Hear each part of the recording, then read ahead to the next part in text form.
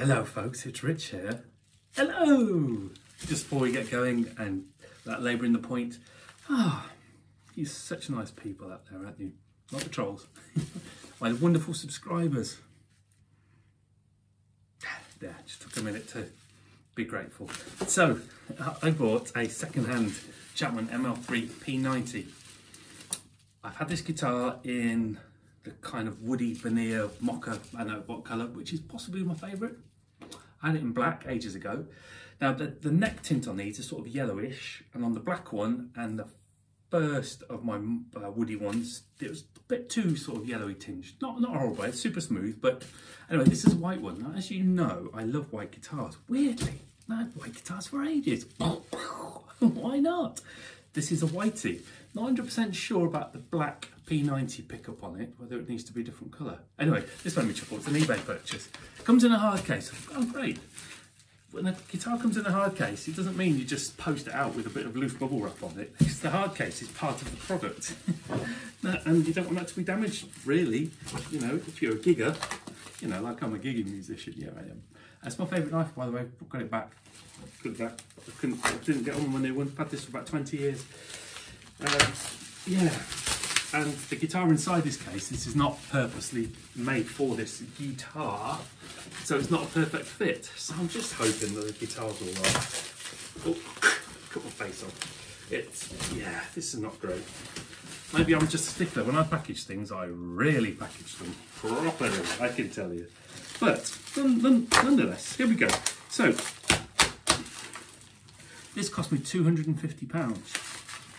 inclusive of delivery. Now, for a second-hand one of these, £250 is about right, stroke good. You should be looking at paying no more than £3. They were £449 when they came out. Not been £499 actually, originally, but £449 for a long time.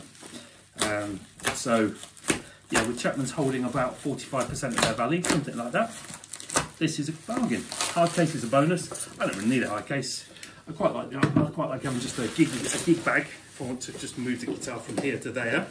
But I don't really need a hard case, but I've got one, so that's a win. But what will be a bigger win is if we open this up, bad hair day, and it's in one piece. Find out. Oh, please, and if it's okay, £250, maybe it's too cheap. Pictures are all right-ish. I'm just, oh, hello.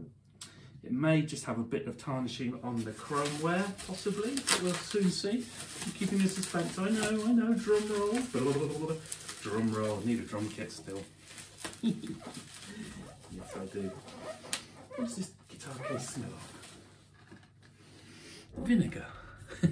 Maybe not. That's quite nice, though. Yeah. What's it made by? C-A-H-L-Y-A. Right, let's put this down. You may be asking me why I bought one of these again. Well, you know what I'm like, I buy guitars again and again, don't I? I saw it in white and I thought I need a white one.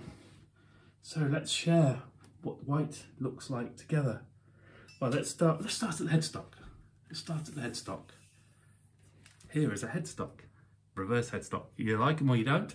I didn't used to. You can get to like them. So maybe it isn't you like them or you don't. Maybe it's you like them and you don't know that you will like them eventually when you haven't liked them, but then you'll like them at a later point. That light's annoying, isn't it?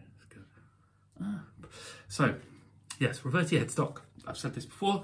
The tuners on these Chapmans feel very much like the tuners you'd get on I was going to say a Mexican Mender, but I'm going to say a Mexican Fender instead. It's been a long day today. Yes. You've got Rob's signature on here in sort of shiny silver. It's funny, it looks when you want to touch it because it looks like it's stood off proud, but it's not. You get a tusk nut on this one, which looks okay. It's better than mine, second hand. Fretwork, wonderful. Do you know what, of all of the chappies I've had, these particular models are probably the most rounded, rawhide of all of them. Really good. It's a lovely neck on this. Now, this is a 9.5-inch radius Steve Cassidy, which is fabulous. And I'm just looking at the thickness on that. Let's get the Squire Classic vibe. Yeah, yeah, similar. Not as chunky as a Mexican Fender, which for some people is a good thing. It is for me. I would say a tiny bit chunkier than that Classic 5, but not as immediately obvious on the Classic 5. You've got the roundedness of the back of the neck, and then it's just square on the top. That's where the rolled edges come in. I love it. Right, so what else have we got? We've got that black P90 Angry Mule. From memory on my last ones, my thought on that was it was slightly dark, maybe a fraction muddy-ish. I might be doing it an injustice. I've got a different amp now. I'll have a little play around with the settings. Not unpleasant by any stretch. And a really nice, bitey, twangy bridge pickup, which I like a Tele to have. It's proper Tele looking. Switch. Switches always feel nice on Chapman's as well. I don't know if they are like electronically or technically good or not, but they always feel nice and they've always works right for me. Volume and the tone, they've got about the same amount of knob resistance. I will put brass saddles on it. I've got a thing about brass saddles. And this is nice actually. So it's got your reveal binding here is sort of creamy coloured. So that makes me think maybe I'll put a cream one on here. Now the only thing on here that's strange, you see the strap button there? It's like a conical shaped one. I love the dome shaped ones. I'm sure, am I sure? I'm fairly sure most of the Chapmans have the mushroomy ones, which I prefer. They're a bit bigger and chunkier. But not to worry. Nice high heel access up there. And what the frets like on here? Again, a second-hand one.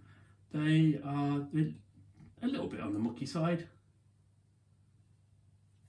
Could do with a bit of a clean. And weirdly, oh, what's going on here? What's going on here? It looks like fret number 2, 3, 4, 5 and 6. I'm not going to pick this up on the camera.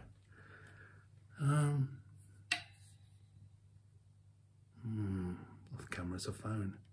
They're really flattened here. It looks like someone, doesn't look like a factory thing. It looks like someone's had a go at really rounding them off. I wonder whether the string will slip off that a bit.